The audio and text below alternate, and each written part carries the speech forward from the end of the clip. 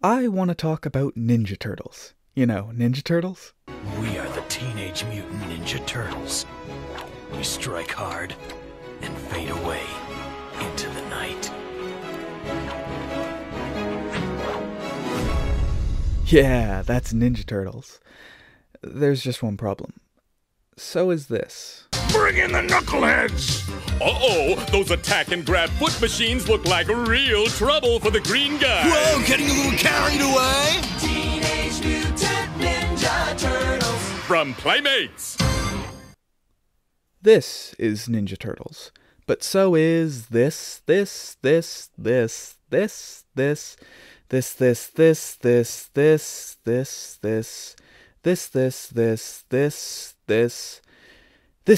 this, this, this, this, this, this, this, this, and this. Behold, a multiverse of accursed Teenage Mutant Ninja Turtles!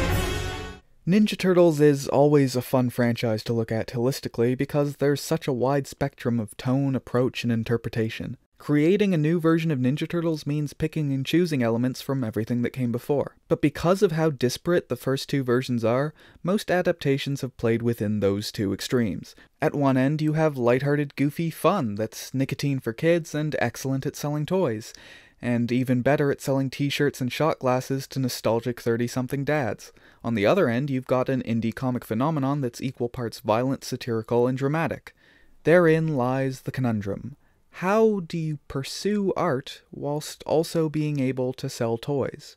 How do you blend the turtles that people love with the turtles that worked in the first place? What's the happy medium between turtles for kids and turtles for nerds? And the adaptation that set the standard for how to answer that was director Steve Barron's Teenage Mutant Ninja Turtles, the movie. Because it took what was, on paper, a significant compromise for both sides, and turned it into a whole greater than the sum of its parts. First, it took story elements from these issues of the original comic, and while it mixes and matches the order, many moments are directly lifted. Moments that would later be lifted again by future adaptations. Here's the Leonardo micro issue, where Leonardo fights a horde of foot ninjas on his own before being defeated and crashing through a window to the shock of the other turtles. Here's the same moment in the movie, with Raphael in Leo's place. He'll probably be back any minute. And here it is again in the 2003 cartoon.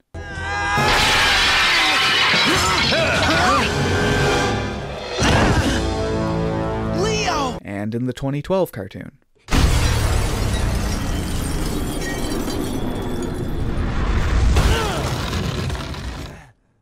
Leo! Here's Raph meeting Casey Jones for the first time in the comic, in the movie, in the 2003 cartoon, and in the 2012 cartoon.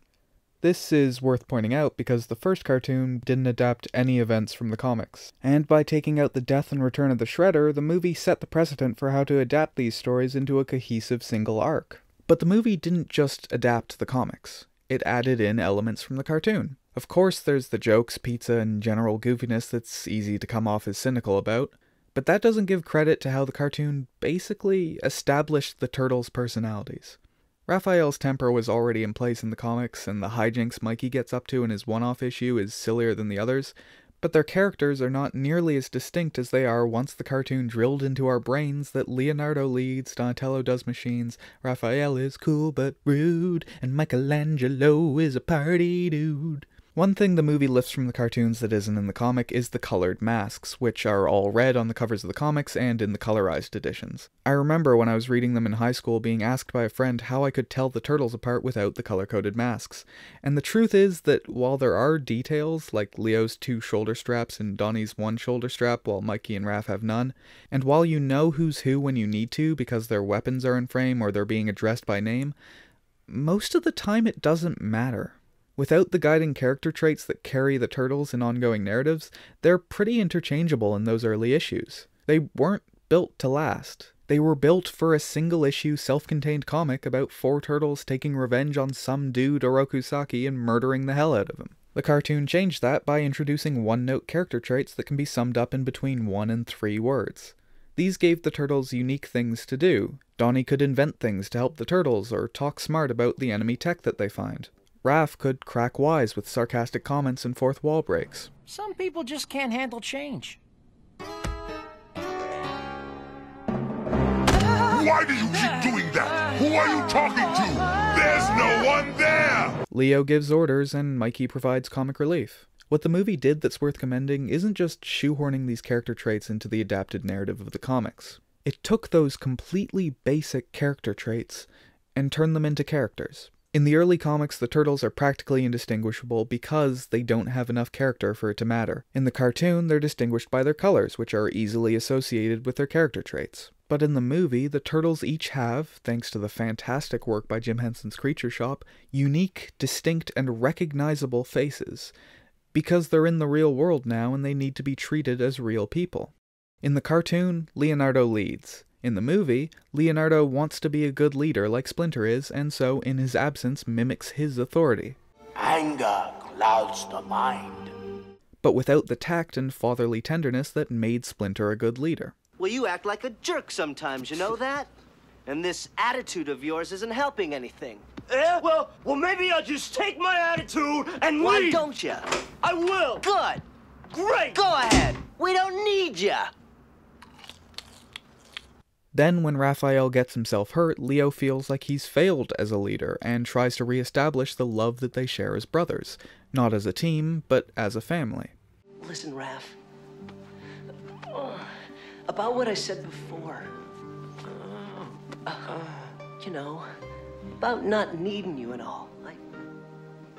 Leo, don't. Oh, boy, we missed you. In the cartoon, Donnie's smart. In the movie, Donnie's somewhat left behind by the others because he thinks differently to them. Awesome! Righteous! Bossa Nova! What? Yeah? Bossa Nova? Chevy Nova? His smarts never become useful beyond fixing a truck with Casey, a scene from the comics. Instead, it's just annoying, like when he's too good at Trivial Pursuit.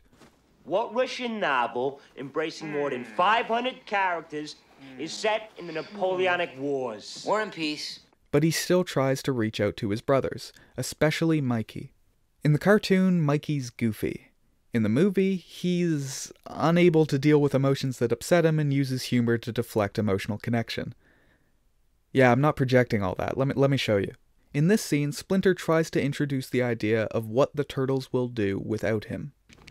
You are still young, but one day I will be gone. Look at Mikey's reaction to this.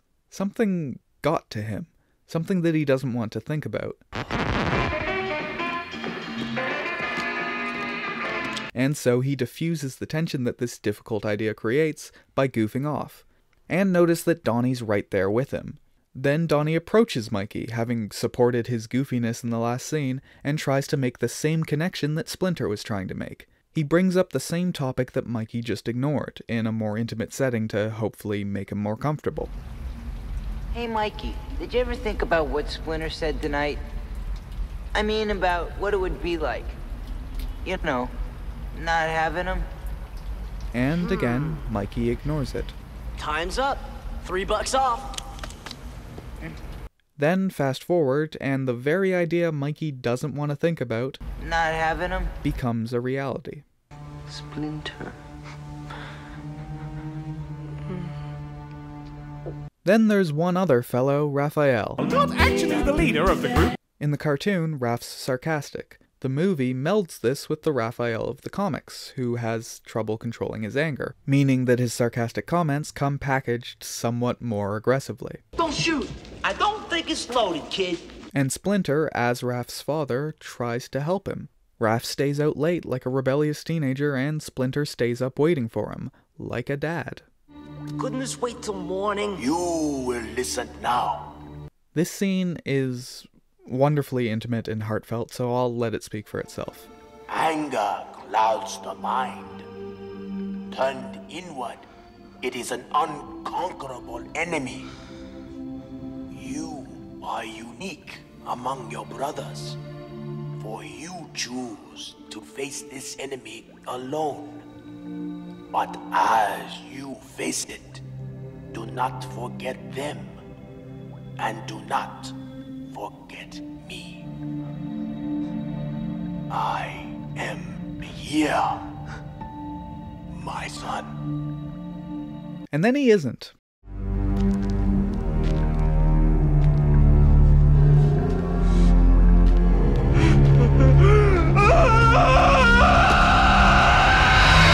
Once a letter from Shredder has Splinter abducted, Leo tries to take his place, and ends up clashing with Raph because Leo doesn't understand him the way that Splinter did. Raph doesn't want to accept Leo as an authority. Oh, so that's the plan from our great leader, huh? Just sit here on our butts. I never said I was your great leader. Well, you sure act like it sometimes. Yeah? But then, after storming out, facing the world without him, and getting his... Oh, shell shock. He's able to reconnect with Leo. Leo stayed with him the whole time he lay injured and unconscious in the tub, not because he's a good leader, but because he's a good brother. And then comes the scene that makes this movie truly special. The scene that ties together all of these character arcs. I am proud of you, my sons. Help each other, draw upon one another, and always remember the true force that binds you. That which I gladly return with my final words. I love you all, my sons.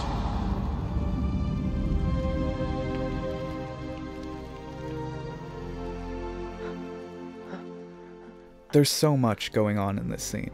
Michelangelo cries. He's completely confronted with what he was afraid of, and he finally knows what he never let anybody close enough to tell him. That he's going to be okay because he has his brothers. He's finally able to show emotional vulnerability after an hour's worth of deflecting, and Donnie's right there ready to support him. Meanwhile, Leo takes just a moment to solemnly contemplate Splinter's words of wisdom, knowing that to be better as a leader, he has to understand them completely. And then in the next shot, his solemnity gives way to that smile as he reaches out to Raphael, who's just in a state of joyous awe. He already loved Splinter, which once he disappeared became just another source of pain. But now he knows that his love for Splinter and his love for his brothers are one and the same, and that both can, instead of pain, be a source of strength. And once they've all reached that point together as a family, there's only one thing left to do. What is it? It's time to go back.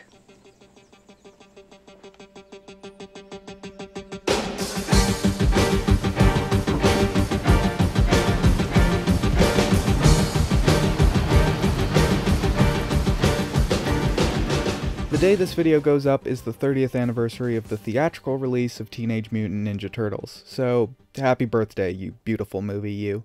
As a side note, if you weren't aware, the IDW Turtles comics are absolutely killing it right now. Sophie Campbell is writing and drawing all of the mainline issues for this year starting from issue 101, and she's my all-time favorite Turtles artist, so that was enough to make me start picking up every issue. And there's also the new Jennika series. I thought the first issue of that was great, and I love Bram Revel's art. Look at that, just look at all this. Look at this. Look at this. Haven't exactly figured out how I'm gonna keep getting physical comics now that the quarantine is a thing, though. Stay safe, everybody.